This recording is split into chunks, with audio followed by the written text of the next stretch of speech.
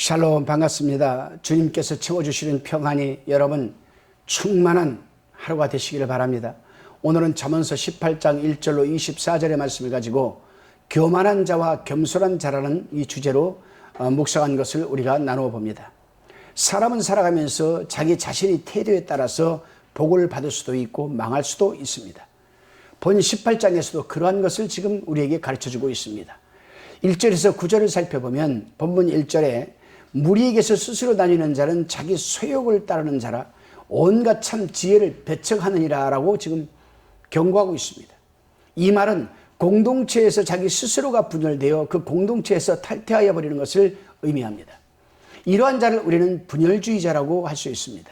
그런데 본문에서는 분열주의자의 특색에 대해서 몇 가지를 살펴보면 첫째, 언제나 스스로 탈퇴한다고 말하고 있습니다. 그렇습니다. 분열주의자들은 누가 쫓아내거나 잘못해서가 아니고 자기 자신이 뛰쳐나가는 겁니다. 이런 사람은 고집이 강한 사람입니다. 이런 사람은 어디를 가든지 자기 마음에 들지 않으면 또다시 분열된 여러분 가망이 큰 사람입니다. 우리 하나님의 사람들은 성경 말씀대로 합력하여 선을 이루어가도록 하여야 하겠습니다. 그렇게 하기 위해서는 자기 고집을 버려야 되겠죠. 분열주의자들의 두 번째 특색은 자기 소욕을 따르는 자들이라고 가르치고 있습니다. 언제나 분열주의자는 크고 먼 앞날을 내다보거나 또는 공적인 유익을 도모하지 아니하고 자기 자신의 욕심을 채우고자 합니다. 그렇습니다, 여러분. 분열주의자는 자기의 욕망을 추구하다가 그것을 이루거나 얻지 못하면 즉시 이탈하여 버리고 맙니다. 이 같은 자들은 바로 가룟 유다와 같고 아간이나 게하시 같은 그런 더 크게는 고라 자손 같은 그런 사람들입니다. 그리고 이들은 한결같이 멸망하고 마른 겁니다. 세 번째로 분열주의자들은 온갖 지혜를 배척하는 자라고 가르칩니다.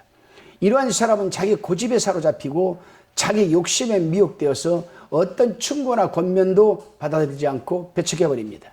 그래서 2절에 보면은 미련한 자는 명철을 기뻐하지 아니하고 자기의 의사를 드러내기만 기뻐하느니라라고 지금 경고하는 겁니다. 그렇습니다, 여러분. 우리 하나님의 사람들은 자기 주장만 내세울 것이 아니라 남의 말에 귀를 기울일 줄도 알아야 하고 남이 하는 권면도 받아들일 줄도 알아야 합니다.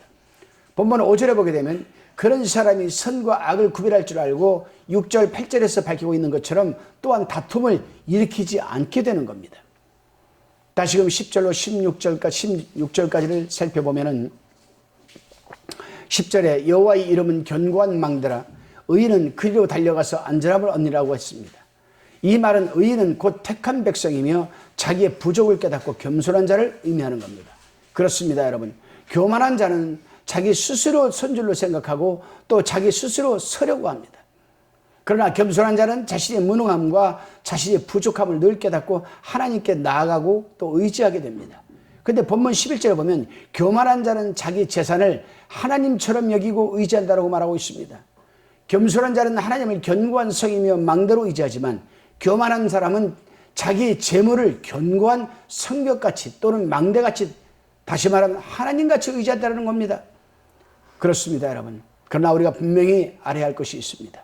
사람의 목숨은 언제 어떻게 될지 아무도 모릅니다. 만약에 그렇게 재물만 의지하고 살다가 죽으면 그 재물은 누가 가져갈 것이며 그 사람은 어디로 갈 것입니까?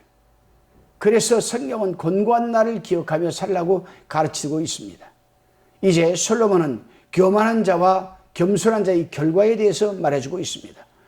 12절에 보게 되면 사람이 마음의 교만은 멸망의 선봉이요 겸손은 존귀 앞잡이니라라고 지금 말하고 있습니다. 그렇습니다. 교만한 자는 언제나 종국에 가서 보면 무너져 있는 것을 볼 수가 있습니다.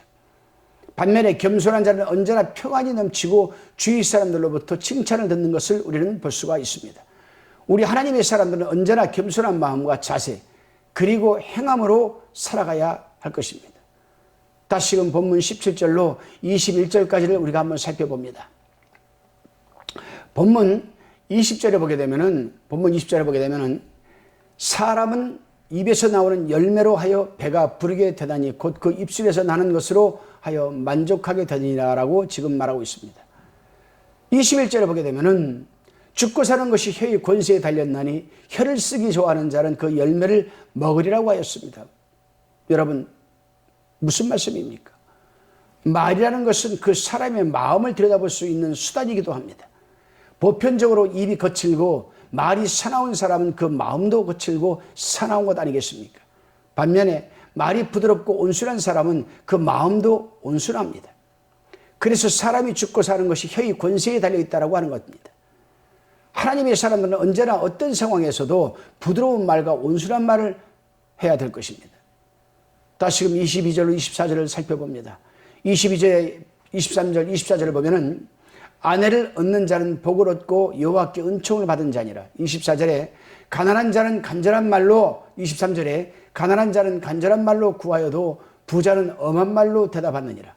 24절에 많은 친구를 얻는 자는 해를 당하게 되거니와 어떤 친구는 형제보다 친밀하니라. 아멘. 이제 솔로몬은 부부의 사랑과 이웃사랑에 대해서 지금 말하고 있습니다. 본문 22절에 아내를 얻는 자는 복을 얻고 여호와께 은총을 받는 자니라 라고 하였습니다. 그렇습니다, 여러분. 아내라고 다 같은 아내가 아닙니다. 소크라테스의 아내였던 크산티페는 악초로 우리에게 익히 알려져 있습니다. 이 소크라테스가 독배를 마시고 죽을 때 곁에서 울던 그의 아내, 여러분, 이 크산티페를 향하여 누가 저 여자 좀 내보내라라고 할 정도로 싫어했던 것 같습니다. 그러나 저는 그렇게 생각하지 않습니다. 소크라테스는 이 게이죠, 게이였습니다, 게이. 남자하고도 성생활을 하고 자기 아내인 여자하고도 성생활을 하는 양성애자였습니다. 양성애자. 어느 여자가 여러분 좋아하겠습니까, 여러분? 만일 소크라테스가 동성애를 하지 않고 자기 아내만 사랑하였더라면 과연 그의 아내 크산티페가 악처가 되었을까요? 아닙니다. 아니죠. 근데 많은 사람들은 소크라테스의 아내 이 크산티페가 악처라고만 알고 있지 왜 악처가 되었는데 해서는 생각하지 않습니다. 소크라테스가 여러분 동성애자죠. 이 양성애자로서 남자하고도 성생활을 하고 자기 아내하고도 성생활을 하고 누가 좋아하겠습니까, 여러분? 악처가 안 될 사람이 누가 있겠습니까, 여러분? 그렇습니다. 부부에는 서로가 만들어가야 하는 여러분 룰이 있고 규칙이 있고 여러분 매너가 있습니다.